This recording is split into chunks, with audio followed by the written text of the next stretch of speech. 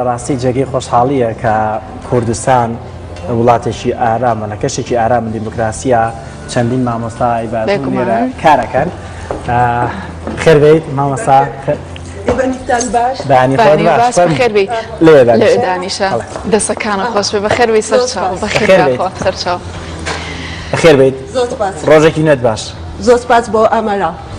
زۆر سپاس. باشە کوردێکی کوردی زانی؟ کام ئەزانم. چی زانی بێڵە؟ ئیش دەکەم. لەکوێ؟ بۆ غاراوە سێراوە بۆ تاکسی. بەخێربێیت. لە چ ساعتێ دەستەکانە خۆش بێ خۆشحاڵ بوون کە ئەمڕۆ میوانداریمان کردووی لە نزیکەوە قسە بازە سەر ژیانی تۆوە لەسەر تایشەکان دەکەین.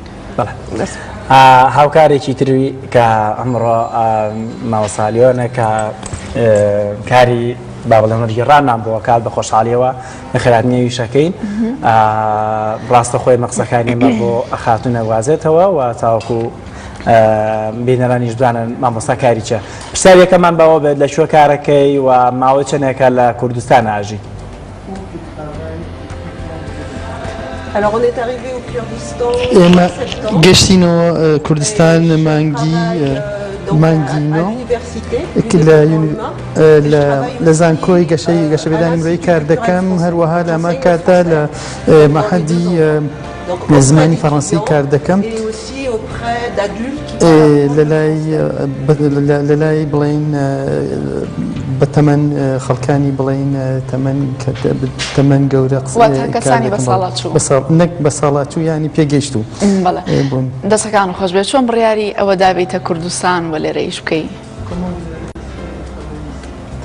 Alors, je suis venue au Kurdistan, je suis mariée avec un Kurde. هاتمە کوردستان لە سەرەتا لە بەرەوەی لەگەڵ کوردێکە ژیانم پێکێناوە.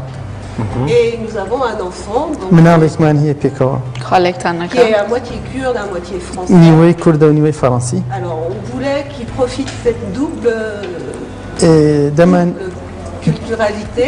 دەمانەوێت کە سوود لە هەردوو دەبڵ کللتور وەربگرێت کللتوری کوردی کللتورێکی کوردی کللتورێکی فەڕەنسی. Donc ça faisait plusieurs années, on venait en vacances, on voulait. چەند جارێک هاتوونێتەوە بۆ پشودان بۆ کوردستان. Et cette année, donc on est venu en vacances au mois d'avril, on cherche du travail. ئەم مانگی چوار کە گەڕانە بۆ کوردستان بیرمان لێ کردبوویەوە چەند جارێک بەرلەوە و بڕیانماندا کە لە گەرهلێکە ڕەخسار کار بکەینە کوردستان. C'était important pour moi que mon fils puisse connaître mieux la culture kurde. بەنسبەتەوە زۆر مهم زۆر گرنگە کە مناڵەکەمان دەوڵەمەند بکەین بەم کولتوری کسمانی کوردیش کولتوری کوردستانی بۆ منیش هەروەها.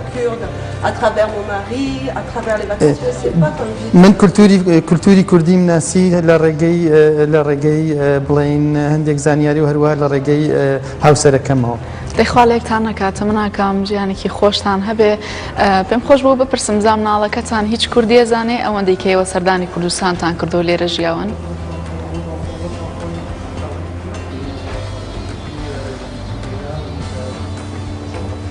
commence à apprendre. Au début, j'apprenais plus vite. خەریکە وردە فێرە بێت. Maintenant, c'est lui qui apprend plus vite.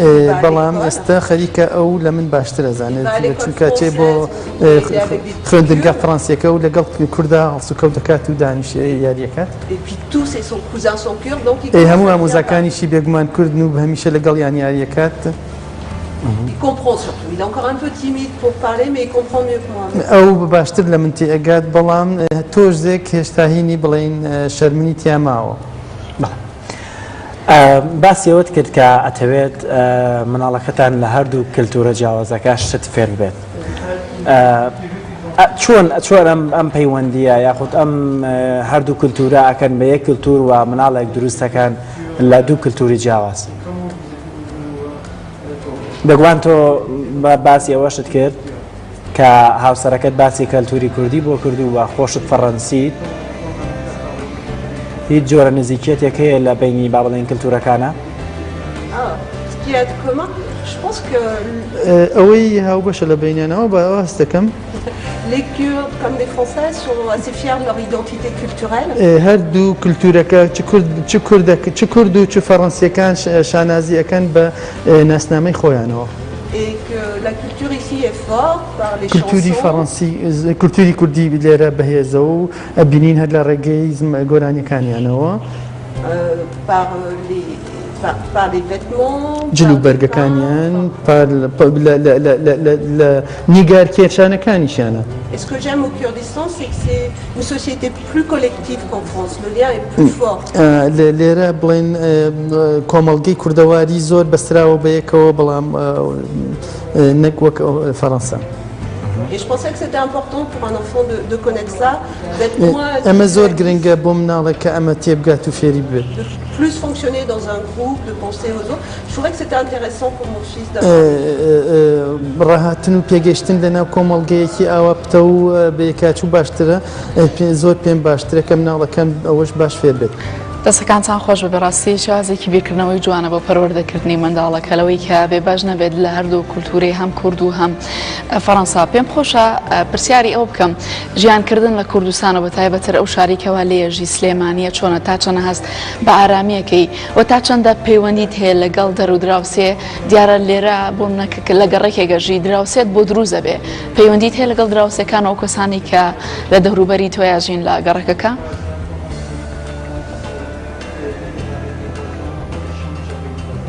Alors, on a choisi de vivre à Slémanie parce que toute notre famille est à Slémanie. من هەڵە سلێمانی هەڵبژارد لەبەر ئەوەی هەموو خێزانەکان لە سلێمانە هەموو کەسوکارەکەم لە سلێمانیە. Je trouve que les Kurdes sont très accueillants, vraiment. کورد بەگشتی هەمویان بڵین کۆمەڵگەیەکن کە پێشوازی گەرم باوشی گەرمەکەنەوە بۆ هەموو کەس. Mes voisins sont très bienveillants. دراوسەکانمان زۆر ڕێک و پێکرد زۆر کەسی ئینسانی چاکن زۆر دڵسۆزن. Mes collègues au travail sont vraiment très gentils. هاوکارانم لە زانکۆ زۆر کەسانی دڵسۆزن بۆ کوردستان بۆ کارەکەیان و لەگەڵ منە. Ils sont toujours prévenants, ils essayent de nous aider. هەمویان یارمەتیمێن هەموو هەوڵە هەموو دەخەنە کار بۆەوەی چۆن من بە باشترین شێوە بڵین ڕازی بم. Et je me sens très libre à Slimani de bouger. Il n'y a pas de sentiment d'insécurité. ئەڵێ لە سلێمانی زۆر پێم خۆشە زۆر زیندووە زۆر بڵین ئارامن تایدا بە ئارەزوی خۆم بڵین ئەتوانم جوڵە بکەم تایدا. Et si on a un problème, les gens essayent de nous aider. Si on demande, même si on parle pas la langue. هەستەکەم کە تەنانەت لە کاتێکی ژاکە من تۆزێک مشکی هەست بە بوونی گرفتێکەکەم خەڵک هەست لەگەڵ ئەوەشا کە زمانەکە نازانێت هەوڵە یارمەتی بدات بە هەر شێوەیەک بێت لە شێوەکان. هیچ جۆرە خواردنێکە بۆیانن بۆ نمونە لە خوێندنگایە یاخود لە دراوسێ یاخود حەزت بە چ جۆرە خواردنێکی کوردیە؟ À l'université, je trouve que c'est intéressant de voir les jeunes sont pas... لە زانکۆ زۆر گرنگ بزانیت. Les jeunes ne sont pas tout à fait comme en France. خەڵکی وەک ئەوە نین وەک فەڕەنسا نییە خەڵکی لە زانکۆ. Et je trouvais que c'était... En France, j'enseigne aussi avec des jeunes. لە فەڕەنساژە لەگەڵ گەنجان و لەگەڵ ئەوە کە دەرزم پێوتونەتەوە. Je trouvais que c'était intéressant de voir la différence. بەنسبەت هینە گرنگە کە ئەو جیاوازیە بزانم لە نێوان هەردوو کۆمەڵگاکەدا خەڵکی لێرە و خەڵکی لێرە. En France, les jeunes sont un peu... ont peu d'espoir en l'avenir. لە فەڕەنسا ئەستەکەم گەنجان زیاتر تۆزێک بڵین زۆر گەشت بینین بەرامبەر بە ئایندە. Les jeunes ici sont plus pleins d'espoir. Même si des fois ils semblent s'ennuyer un peu parce qu'ils manquent d'activité. ئەڵێ لەگەڵ ئەوە شاکەچی لەگەڵ ئەوە کە بڵین چالاکی و بڵین چالاکی کەمترە لێرە و هەستەکەم کە گەنجان زیاتر بڵین گەشت بینن بە ئایندەیان لە کوردستانە. ئەوانانی کە تۆ لێرایان لەیتەوە لە زانکۆ یاخود لە خوێندنگە فەڕەنسیەکە چوانەیەکە زیاتر تایبەتە بەچی؟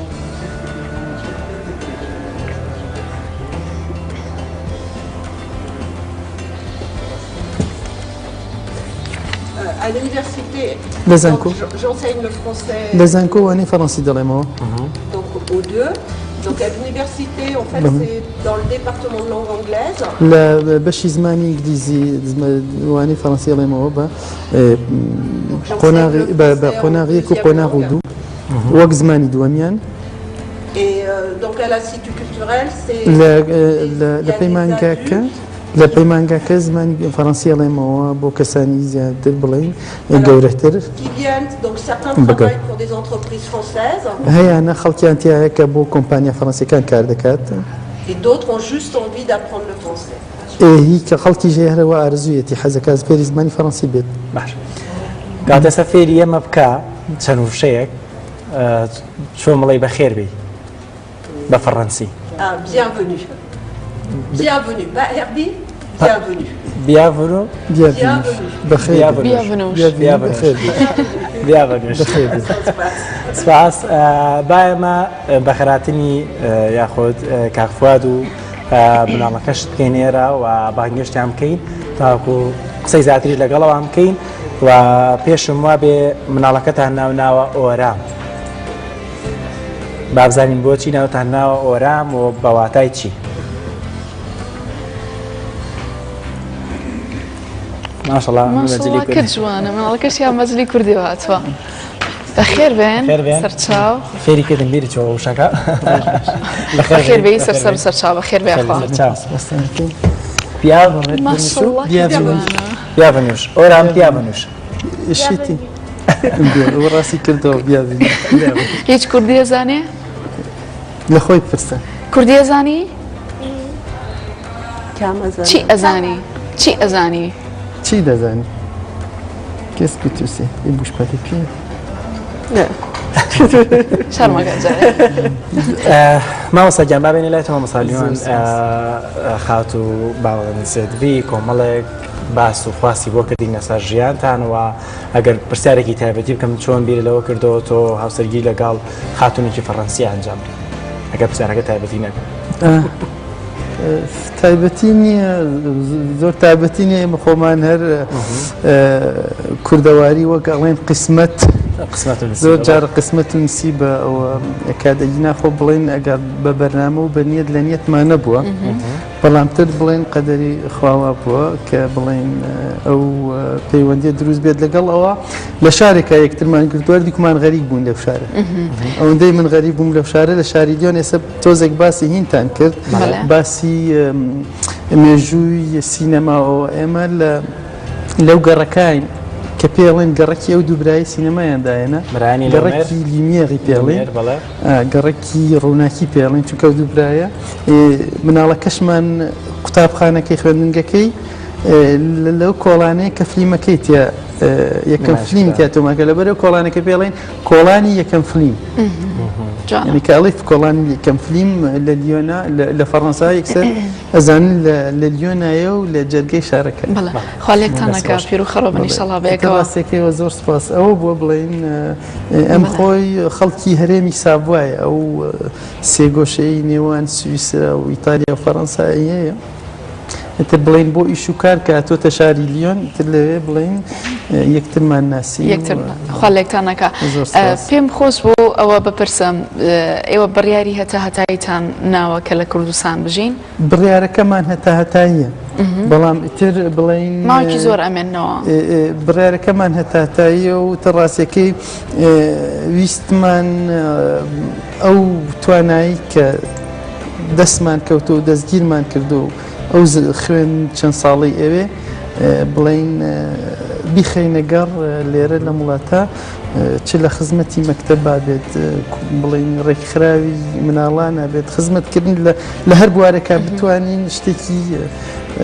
شتێک بکەین مامۆستا فواد دیارە بۆ خانەوادەی کوردی بەتایبەتتر بۆ پیاوان کاتێک کە هاوسەرگیری لەگەڵ کەسێکی بیانیەکە ڕەنگە کۆمەڵێک ئەرک یاخۆت کۆمەڵێک ئاستەنگ هەبن بۆ پیاوە بۆ نمونە چۆن قەنەعەت لای خات و سێدفی دروست کرد تاوەکو بینیتەوە بۆ کوردستان و ئێستا کە هاتونەتەوە کوردستان ڕەنگە تۆ حەز بکەی هەندێک خواردنی کوردی دروست بکەیت تا چەند شارەزایە لە دروستکردنی خواردنە کوردیەکان ڕەنگە پرسیارەکەشم دووبارەی وەڵامەکەی جوان دەستمان گیرۆ نەبوو پێمان خۆش جارێکی دووبارەی کەینەوە ئەو خواردنانی کە کوردیە و ئەمەزانێت لێ نییە چین Qu'est-ce que tu peux faire comme des repas kurdes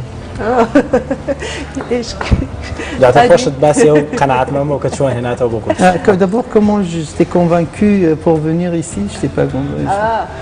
on était d'accord tous les deux. C'est un choix. C'est vraiment, on avait envie depuis plusieurs années de venir au Kurdistan. ئەمە چەند ساڵێکە بڵین لە بەرنامەمانە هەیە بێنەوە بۆ کوردستان بەڵام چۆن بێنەوە تر ئەمە قسومان وەک پرۆژەیەک دامان نبوو دیراسەمان کرد یعنی بەرنامەی دوێنێ و ئەمڕۆ نییە بڵین بێنەوە بەو شێوە گینا هەردووکمان بڵین کارمان هەبوو لێەوە من فەرمانبەری حکوومەت بووم لێ ینی کە هاتوومەتەوە بۆ ئێرە و ئێستش بڵین لایەزار فەرمانبەرم بەڵام بەبێ موچە لەوێ ئیجازەم وەرگرتووە بۆی بزانین تا چه ڕادەیەک لێرە کارەکانمان ئەگەر بۆ بگوزارێت و بەڵام ئەوەی باشە لەخوا بە زیاد بێت دامودەزیەکان بڵین دامودەزگاکانی حکوومەت یەن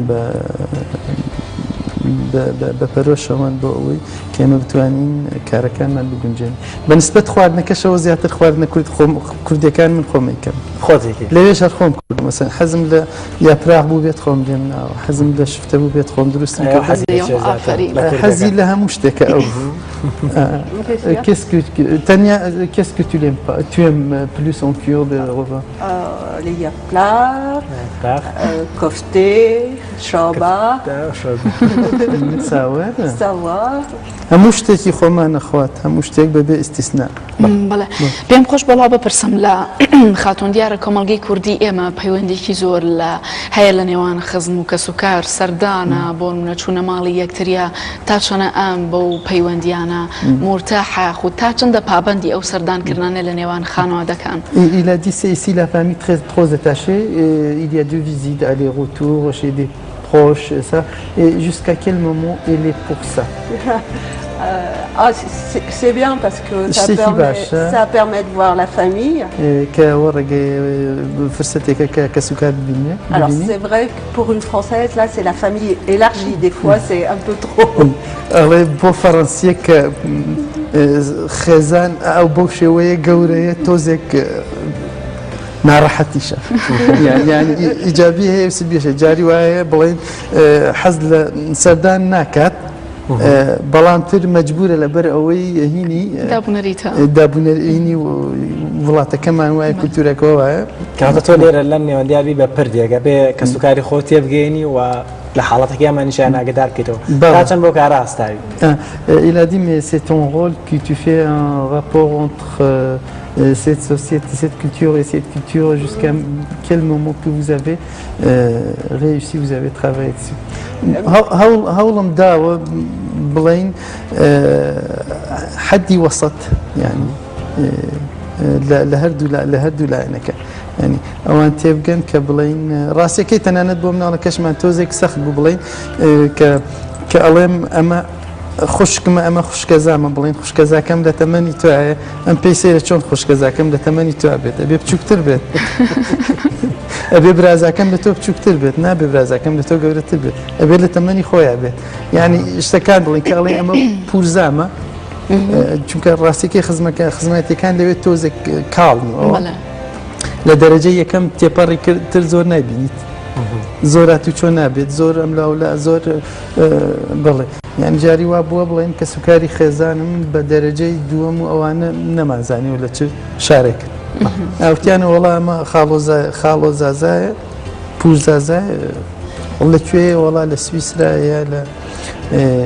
باشووری فەڕەنسایە لە باشووری ئیتالیایە چۆن نەمانزانی و تۆ ناوێکی فەڕەنسیشت پێمە بێ لە خۆت ناوە لیۆن لە خۆم ناوە ئەوەلێک بەڵێ لێم کاها بە ڕاستیەکەی لە وڵاتە بڵێن ئێمە خۆمان لێرە هەموو باسی کلتورمانە کرد هەموو جارێک بڵێن ئەگەڕین بە شوێن حەلی مناسبە بۆ هەموو مشکیلەیەک خۆتان نەزان ئێمە لەوێ هینمان هەیە بڵێن لەوێ ناوەکان ناوە پرێنۆ ئێ نۆ فامی ناوی خۆت و ناوی ئایلەوێ ناوی فامی تەیە بەڵام لێرە لە کوردستان و لە عێراق ئەوە هەبوو ناوی سیانی و چواریکە چونکە بەڵام لە دوو کێشەمە بوو من کێشەی ڕسمیات دەوڵەتی کێشەی ناوەکە و کێشەی ئەسڵی ناوەکەش ئێتە مەسەلەن لە ڕسمیات و دەوڵەتە بڵین هەموو جارێک ئەیان وت کامیان خۆتی کەریمەکەی فوادەکەی عەبدولەکەی کامیان خۆتی ناوی فامیلەکەت کامیانە خۆتان نەزان ڕسمیات لە وڵاتە قانون ڕاوڕاوێن بە شوێن وەرەقا ژیانت فریایەوە ئەوە یەک دووەمیش بڵێن ئەسلی ناوەکان بڵێن ئەو عەبدول و ئەو هەمووانە بەنسبەت ئێمەوە بڵێن ناو عەرەبیە لە وڵاتە و بە ئەسڵاری خۆ من هین لاریم نییە لە ناوەکان خۆشن لێرە دایک و باوک و ئەوانە هەڵیان بژار و باو با پیرمان ئەو ناوانەیان هەڵبژان لەسەر ئەساسێکی ئاینی و ئەوە بڵێ بەڵام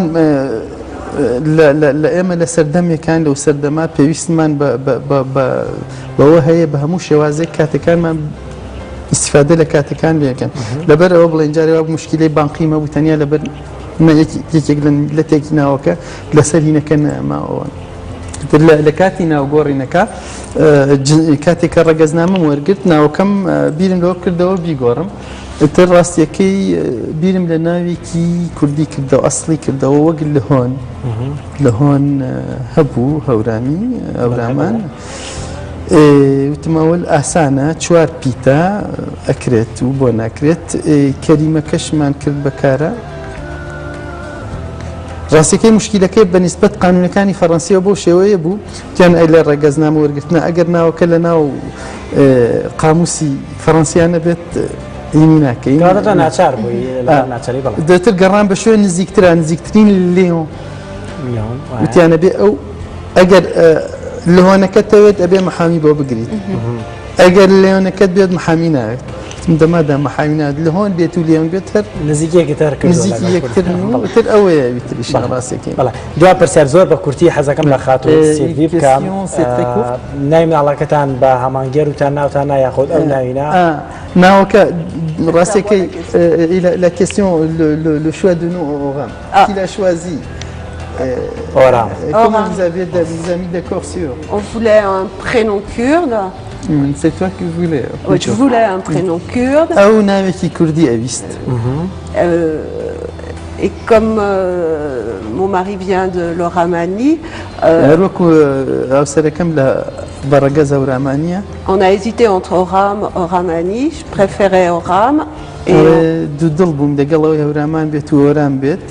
Et comme c'était pour les Français, on ne peut pas écrire, c'est difficile de l'écrire comme en kurde, donc on a francisé l'écriture comme ça.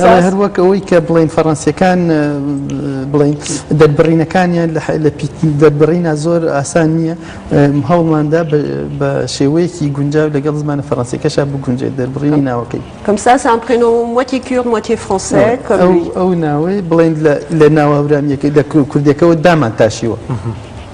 دەستان خۆش زۆر زۆر بەخێر بێن جارێکی تر بۆ پرۆگرامی ڕۆژێکی نوێ خۆشبەختیەکە بینین کەسانێک بۆ کوردی لەگەڵ بیانێکە چونەتە پرۆسی هەڵسەرگیرەوە لەویش خۆشبەختیەوەیە کە کەسانێک بیانین و یان لە کوردستان خزمەت دەکەن دووبارە سوپاس بۆ ئامادەبوونتان جارێکی تر خۆشحاڵ بووین